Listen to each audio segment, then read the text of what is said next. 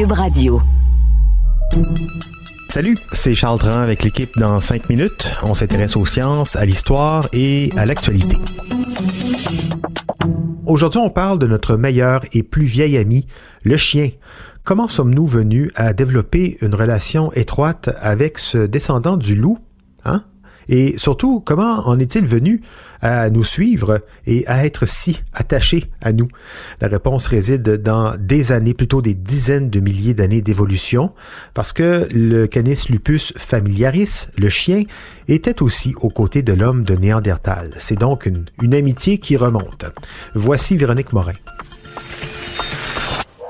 Prenons le teckel, le chien saucisse, à pattes courtes et au corps long. Il semble être à des années-lumière en termes de forme et de mode de vie de son ancêtre, le loup gris, Canis lupus. Pourtant, les chiens domestiques, du teckel au rottweiler, diffèrent de leurs ancêtres sauvages par à peine 2/100 de leur ADN mitochondrial.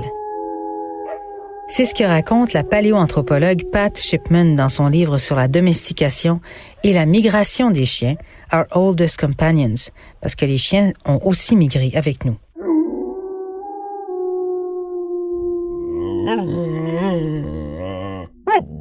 Contrairement aux loups, les teckels, élevés à l'origine en Allemagne pour chasser les blaireaux, préfèrent la compagnie des humains et communiquer avec lui. En fait, tous les chiens domestiqués présentent les mêmes traits de caractère à des degrés divers, amicaux, affectueux, protecteurs, enjoués, gardiens ou bergers et chasseurs. Les chiens ont été les premiers animaux à être domestiqués.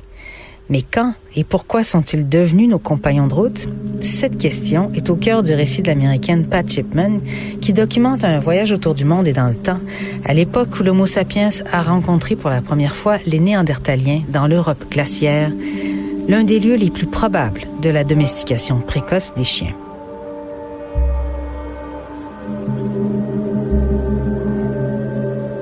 Les Néandertaliens n'ont jamais domestiqué les chiens, mais ils chassaient les mêmes animaux que les loups européens, principalement des herbivores de taille moyenne et grande, y compris des cerfs.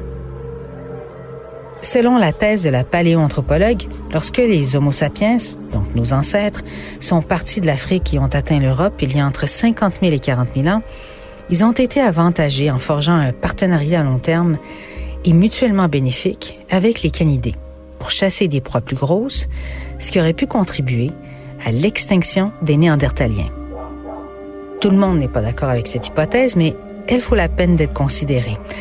En coopérant avec les chiens et en vivant intimement avec eux, les humains ont pu capitaliser sur leur capacité supérieure, un sens aigu de l'odorat, l'endurance nécessaire pour courir rapidement et presque inlassablement après les proies et une vision exceptionnelle.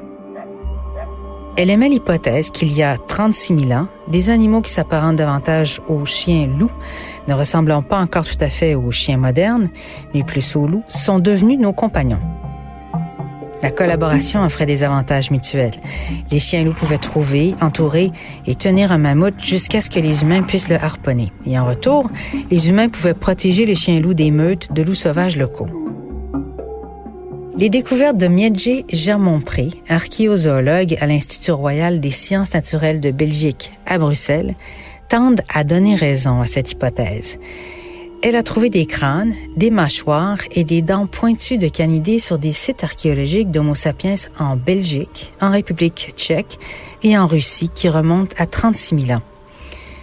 Mais de telles dates de domestication sont très contestées. Il faut avancer de 20 000 ans, c'est-à-dire il y a 16 000 ans, pour arriver à la période de consensus, donc la période la plus largement acceptée, comme étant celle de la domestication des chiens.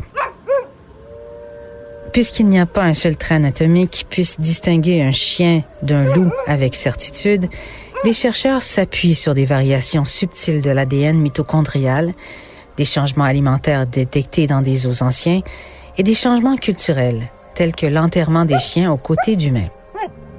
L'enterrement délibéré des chiens est à peu près l'étalon d'or en termes de preuve qu'un animal a été domestiqué.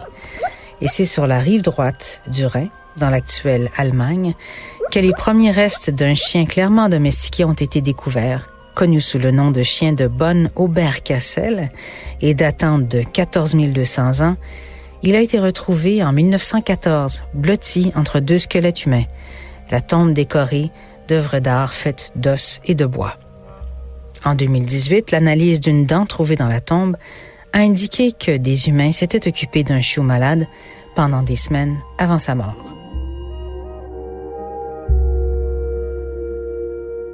Ouais, faut avouer qu'il y a de mystérieuses lacunes quand même dans le récit de la domestication du chien, même s'ils font maintenant partie de nos foyers. Par exemple, il existe maintenant plus de 300 sous-espèces de chiens et la reproduction excessive n'en a laissé pratiquement aucune capable de remplir les fonctions d'origine qu'on a données à ces chiens au départ, c'est-à-dire la chasse, la garde ou l'élevage. Autre question aussi, comment le loup a-t-il pu évoluer pour devenir l'une de ces 300 sous-espèces? Comment un loup a-t-il pu devenir soit un bulldog, un lévrier afghan ou un caniche? Ça reste une question qui doit bien trouver des explications quelque part et que nous allons tenter de creuser un peu plus dans un prochain épisode. Merci Véronique Morin, c'était en 5 minutes.